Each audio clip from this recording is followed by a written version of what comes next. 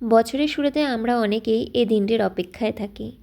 যারা শিবের ভক্ত তারা তো বটেই, বরং সকল হিন্দুরাই এই দিনটির অপেক্ষা করে থাকে।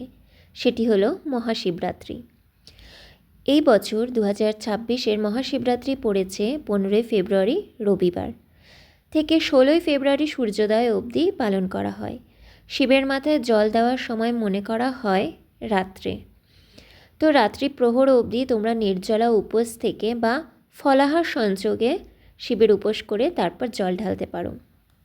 এই দিন মাছ মাংস বা কোনো রকম আমিষ খাওয়া চলবে না।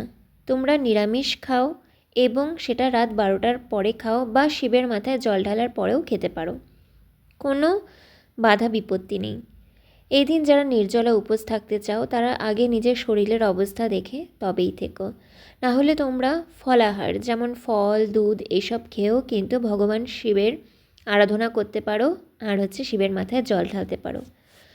শিবের লিঙ্গে যখন তোমরা জল ঢালবে, শিবলিঙ্গে যখন তোমরা জল ঢালবে, সেইজন শিবের যে ঈশ্বর তোমরা ভালো করেই জানো যে শিব ঠাকুর ব্যবহার করতে যেমন বাহন নন্দী, সঙ্গে অবশ্যই বেলপাতা, অনেক সারা ফল, তারপর ফুল, নীলকণ্ঠ। তোমরা যদি এই দিনটিতে শিবলিঙ্গে কি দেওয়া উচিত না, শিবলিঙ্গে কখনোই বা যে কোনো দেওয়া উচিত নয়। তোমরা যদি কোনো শিবলিঙ্গে কখনো হলুদ দেওয়া উচিত নয়, কল্যাণের কাজ মনে হবে না।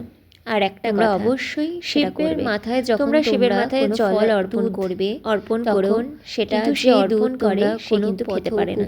তোমরা তোমার বাচ্চাদের বা স্বামীকে বিড়াল অন্য কাউকে যে কোনো জীবকে দিতে পারো। তাদের মধ্যে আরেকটা কথা বলে বিরাজমান, শিবে প্রেম করে যেই জন, শিবে প্রেম করে যেই জন সেই জন সেবিছে ঈশ্বর। আর শিবের মাথায় জল ঢালার সময় সহজ একটি মন্ত্র আছে, সেটা হচ্ছে ওম নমঃ শিবায়। ওম নমঃ শিবায় বলে তোমরা জল ঢালতে পারো। বা আরেকটি মন্ত্র আছে, সেটা হচ্ছে মহামৃত্যুঞ্জয় মন্ত্র। এটি ঠিকভাবে উচ্চারণ করে তবেই ঢালবে। মন্ত্রটি নিয়ে আমি এর আগেও ভিডিও করেছি, তোমরা সেখান থেকে মন্ত্রটি উচ্চারণ করা শিখতে পারো।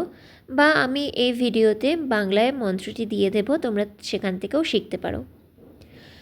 ভগবানকে তুষ্ট করতে সবসময় যে ভালো কিছু করতে হবে বা তাকে বেশি বেশি ফুল জল এত কিছু অর্পণ করতে হবে সেটা না। লোক দেখানো পুজো কখনোই কাম্য নয়।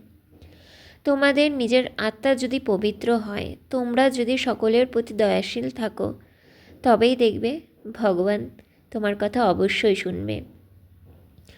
তোমরা পশু পাখিকে আঘাত করবে, মানুষকে বিনা কারণে ছোট করবে, আঘাত করবে, আর পুজো ভালোভাবে বড় করে ধুমধাম করে দেবে, তার থেকে ফলের আশা করবে, সেটা আশা করো না।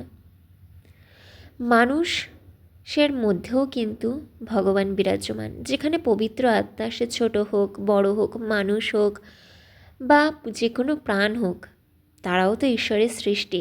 তাদেরকে আঘাত করো না, তাদেরকে ভালোবাসো, ভগবান তোমায় অবশ্যই ভালোবাসবে। এই শিবরাত্রিতে তোমাদের সকল মনস্কামনা পুরো হোক, এটাই আমি আশা রাখব। নমস্কার।